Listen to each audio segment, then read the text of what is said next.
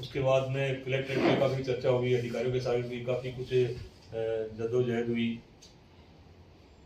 तब मेरे संज्ञान में ये आया, अधिकारियों ने मुझे अवगत कराया कि साहब पुलिया निर्माण में जो तब ये पुलिया जो है निर्माण के रूप में स्वीकृत हुआ, और अब जो है ये पुलिया सितंबर और अक्टूबर तक फाइनली रूप से चालू हो जाएगा।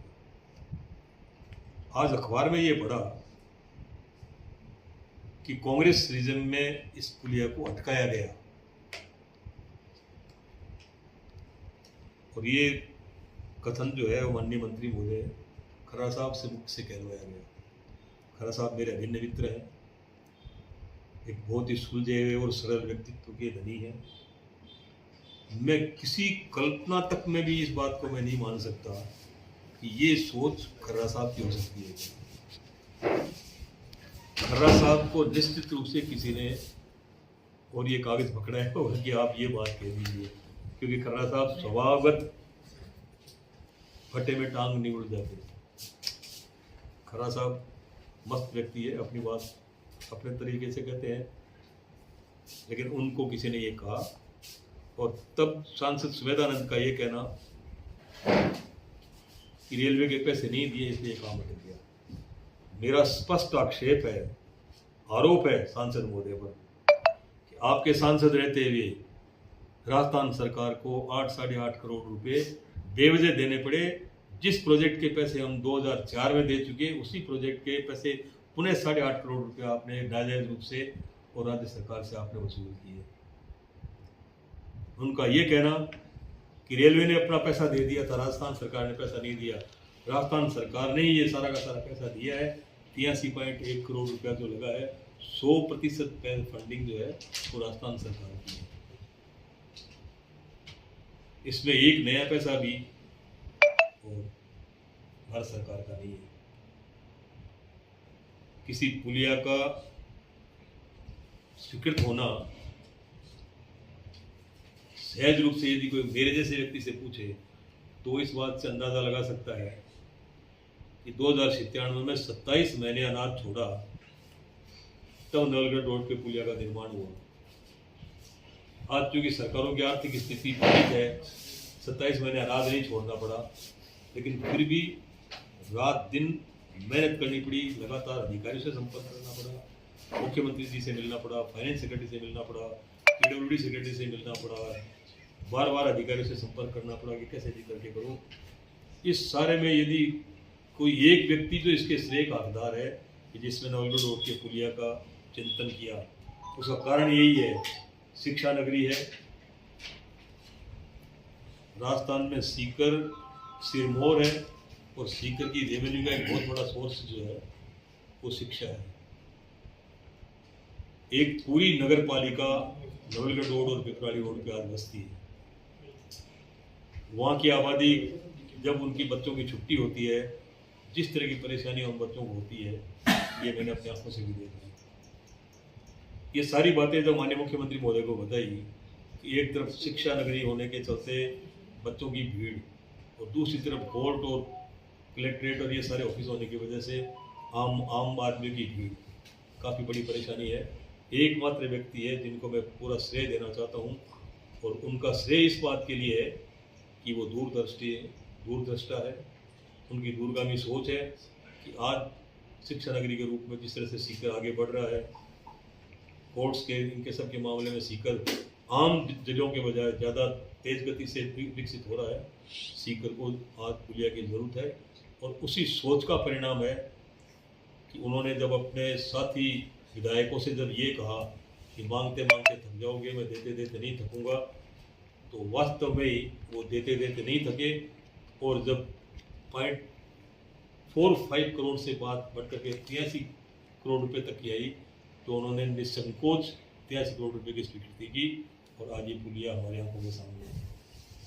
माननीय सांसद और माननीय स्पीकर के जो भी नेता महोदय आज भास्कर में अपना जो वर्जन दिया है, उनकी स्थिति यूँ है कि प्रसव पीड़ा के बाद में किसी ने प्रसव किया, प्रसव हो गया, और वो थोड़ा बहुत इधर उधर किसी अपने काम में व्यस्त हो गई, और कोई आया चुपचाप बच्चा चुरा के भाग गया। और यही कारण है, इनकी प्रवृत्ति है कि दूसरों के कामों पे आकर के बैठना और ये कहना कि ये काम हमारा है। 2004 में भी यही हुआ था। 2004 में जब पुलिया का शिलान्यास होने लगा, तब सुभाष महरिया ने आकर कहा कि ये पुलिया मैंने निर्माण कराया है। मैंने पार्लियामेंट में ये कहा था कि सीकर में नवलगढ़ रोड पे पुलिया बनना चाहिए। यदि एक कथन से पुलिया बनती है तो उनको और कुछ कह देना चाहिए ताकि और कुछ बन जाए। निर्माण की प्रक्रिया प्रसव पीड़ा की तरह से होती है।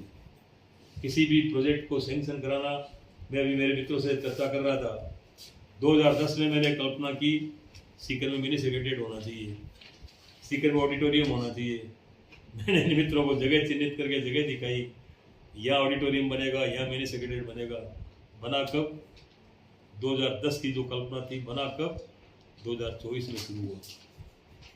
1990 में कल्पना की कि सीकर में जनाना अस्पताल बनना चाहिए। सरकारी जनाना अस्पताल कब बना? 2090 की स्कीम लागू हुई 2012 में। कितना जोर आता है, कितनी मेहनत करनी पड़ती है, कितनी लाखों लोगों से लगातार जो है संपर्क करके लोगों से अपना व्यवहार बनाना पड़ता है। उनको इस बात के लिए कन्विंस करना पड़ता है कि ये जो सैंक्शन आप निकाल रहे हैं ये आमजन के भले की है। तो मैं इन मित्रों से जो इस तरह से बयानवीर जो है, इन्हें अपनी ओर से एक विनम्र निवेदन करना चाहता हूँ। सरकार में बैठे हो, और खासतौर से मंत्री महोदय से आग्रह करूँगा, आप सरकार में हैं, हम आपके पड़ोसी भी हैं, आपके अच्छे मित्र भी हैं, आपकी हैसियत है। नगर परिषद को और सीकर को हम शानदार बनाएं, आप श्रीमाधोपुर को शानदार बनाओ। हम स्कीम बना करके आपको भेजें, आप उन्हें तत्काल स्वीकृत करें ताकि सीकर भी विकसित हो, और तदनुरूप ही जो आप श्रीमाधोपुर भी विकसित करें, क्योंकि अवसर रोज नहीं मिलता। मुझे अवसर 2008 में मिला मंत्री बनने का, तो मैं दावे के साथ कह सकता हूँ कि मंत्री बनने का जो अवसर मिला, उस अवसर का फ़ायदा ये उठा कि 2013 में मेडिकल कॉलेज उस वक्त मैंने स्वीकृत कराई। 2013 की मेडिकल कॉलेज का सांसद ने आगे कहा, मैंने प्रधानमंत्री जी से स्वीकृत करा दी। प्रधानमंत्री जी की सीकर नगर परिषद में सबसे ज़्यादा भ्रष्टाचार है, तो सरकार उनकी है, जांच करवा लें। सरकार उनकी है, संज्ञान लेना चाहिए, दोषी व्यक्तियों को पकड़ना चाहिए, उनके खिलाफ कार्रवाई करनी चाहिए। केवल वेग चार्ज लगा करके और अपना मुंह गंदा करना, मैं समझता हूँ कि एक जिम्मेदार जनप्रतिनिधि ये शोभा नहीं देता। आदमी को आरोप लगाने के वक्त तथ्यात्मक रूप से आरोप लगाने चाहिए। अभी वो सरकार में है, उनके पास तो सारे अधिकार हैं, मंत्री है, वो सब कुछ है उनके पास में। उनको जांच करनी चाहिए, दोषी व्यक्तियों को दंडित करना चाहिए। तो ऐसे क्या कारण रहे थे सर कि ये आपके कार्यकाल सरकार के रहते हुए उस समय पुलिया का काम शुरू नहीं हो सका था? कौन सा काम? पुलिया निर्माण का काम इसलिए शुरू नहीं हो सका कि पुलिया निर्माण के लिए रेलवे की बाधा थी। रेलवे जब तक इस प्रोजेक्ट को स्वीकृत नहीं देगी तब तक ये बनेगा नहीं। रेलवे ने कंडीशन ये लगा दी कि आप ये 8-8.5 करोड़ रुपया जो है ये आप दें। हमारा इसमें जो है उसमें उसके साथ विवाद इस बात का था कि हम आपको 2004 में जब पुरानी जो रेलवे बनी, आरओबी बनी, तब आपका फाटक हमने बंद कर दिया था, और फाटक बंद होने का पैसा तब हम आपको दे चुके थे। एक ही चीज़ के बाद दोबारा पैसे हम आपको क्यों दें, इसलिए हमने जो है उनको पैसा नहीं दिया। वो इस बात पर अड़े रहे। अंत में जब इस बात को महसूस किया तो माननीय मुख्यमंत्री जी को मैंने बताया भी, गहलोत साहब को भी, कि साहब रेलवे किसी भी कीमत पे मानेगी नहीं, और इसका खामियाजा सीकर की जनता और ख़ास तौर से शैक्षिक नगरी के रूप में विकसित होने वाली जो हमारी आबादी है और जो स्कूल गोइंग बच्चे जो हैं उनको भुगतनी पड़ रही है। 8.5 करोड़ रुपया कोई बहुत बड़ी कीमत नहीं होती है। एक वक्त था 7 करोड़ रुपये मुश्किल था, आज 83 करोड़ रुपया सेंक्शन करने में भी दिक्कत नहीं हुई। और इसके साथ एक बात और बताऊँ मैं आपको, इस पुलिया के साथ साथ दसा की ढाणी का पुलिया भी निर्माण हुआ। दसा की ढाणी का पुलिया पहले रेलवे ने प्रपोज किया था सिंगल पुलिया, तब मैंने फिर गहलोत साहब को कहा कि चूंकि ये पुलिया पहले भी नवलगढ़ रोड पे अपन ने सिंगल बनाया था, उसके बाद जो है परेशानी खड़ी हुई। आने वाला वक्त जो है तेज़ी से बढ़ने वाला है। सीकर चूँकि जयपुर का सैटेलाइट टाउन है, जयपुर के बाद में सीकर सबसे ज़्यादा तेज़ गति से बढ़ने वाला है। एजुकेशन के रूप में समझिए, हेल्थ के रूप में समझिए, आज एजुकेशन बहुत बड़ा सेंटर बन गया। और रेवेन्यू का एक बहुत बड़ा सोर्स एजुकेशन है आज यहाँ पर। तो इस पुलिया को भी आपको डबल करना पड़ेगा। जब रेलवे से इस बारे में बात की तो रेलवे ने हाथ खड़े कर दिए, हम सिंगल का पैसा देंगे, डबल का पैसा नहीं देंगे। उसका क्या खामियाजा भुगतना पड़ा राजस्थान सरकार को? राजस्थान सरकार को 64 करोड़ रुपए देने पड़े और मात्र 22 करोड़ रुपया रेलवे ने दिया। जो आज 10 अगडानी का पुलिया जो 84 करोड़ का रुपया बनेगा, उस 84 करोड़ में से 22 करोड़ रुपया रेलवे का है और 64 करोड़ रुपया राजस्थान सरकार का है। नवलगढ़ पुलिया से कब तक और उसमें आप देखो, आप मैं सीकर का विधायक हूँ, सांसद महोदय ने जाकर के, और ये इनको इतनी जल्दी रहती है, मैंने कभी कोई जल्दी नहीं रही। और फाउंडेशन के चक्कर में वैसे ही बहुत थोड़ा सुस्त हूँ इस मामले में। कल माननीय रतन जी जलदारी जी ने भी अंडरपाथ में जो है कोई शिलान्यास किया। किस कैपेसिटी में? कोई पूछे उनको किस कैपेसिटी में? अंडरपास में क्या करवा रहे हैं? रोड पड़ी है, एक रोड की करे ना, हमको कोई परेशानी नहीं है, कोई परेशानी नहीं है, जो मर्जी ऐसो करे, कोई परेशानी नहीं है। लेकिन यही मैंने कहा ना कि ये बच्चा चोरी करने की आदत बंद करनी चाहिए।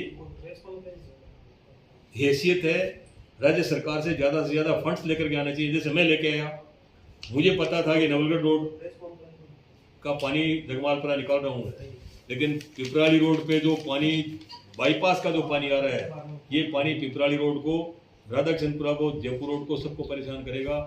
32 करोड़ का प्रोजेक्ट सैंक्शन करा दिया और पूरी कोशिश में हूँ कि आने वाले 4 महीने में और उस प्रोजेक्ट को मैं लागू करूँ, ताकि पिपराली रोड पे, राधाकिशनपुरा में, आज कल आप भास्कर में पढ़ा होगा भी काफ़ी लो लाइंग एरिया में पानी भरा हुआ है, हाथों से वो भुजिया वाली गली में वहाँ पे।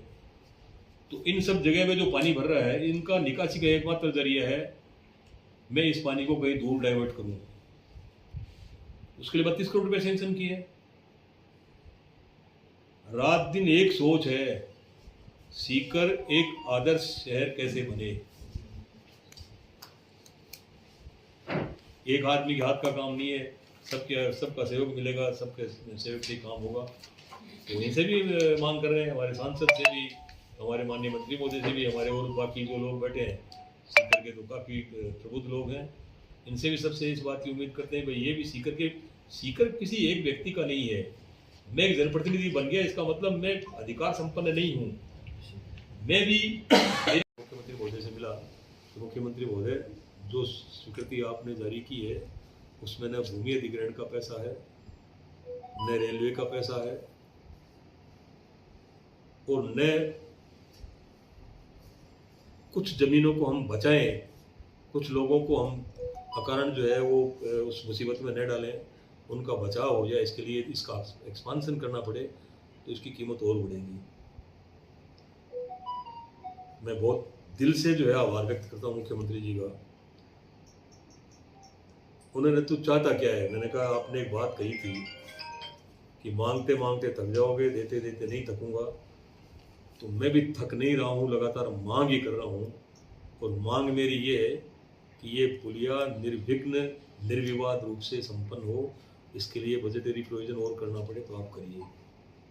उसी वक्त उन्होंने फाइनेंस सेक्रेटरी अरोड़ा साहब को कहा और फाइनेंस सेक्रेटरी ने हाथों हाथ जो है वो पीडब्ल्यूडी सेक्रेटरी गैलेरिया साहब थे, उनसे बातचीत की और इसकी स्वीकृति फिर दोबारा निकली 83.01। इसमें भारत सरकार का लेस मात्र भी पैसा नहीं है। प्रोजेक्ट बना, कई बार डीपीआर बनी, कई बार वापस जो है टर्न डाउन हुई और अंत में जो है वो बहुत बड़ी बड़ी एजेंसियों को इसमें